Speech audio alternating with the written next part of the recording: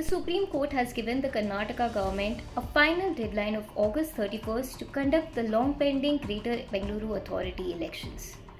The apex court refused to fully accept the state government's request for more time and made it clear that no further extension would be granted.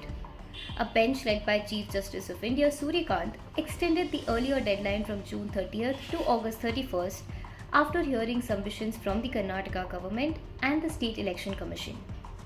The state had requested time till September 30th. It informed the court that officials were currently busy with census work, revision of electoral rolls, and board examinations, leading to a shortage of manpower.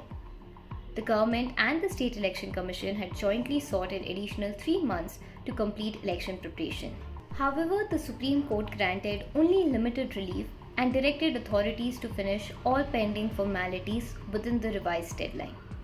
The court also observed that August 31st would be the final deadline for conducting the elections.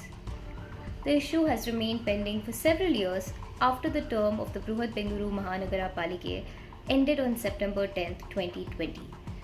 In January this year, the Supreme Court had already directed the Karnataka government to complete polls to the 5 municipal corporations under the GBA by June 30th, 2026.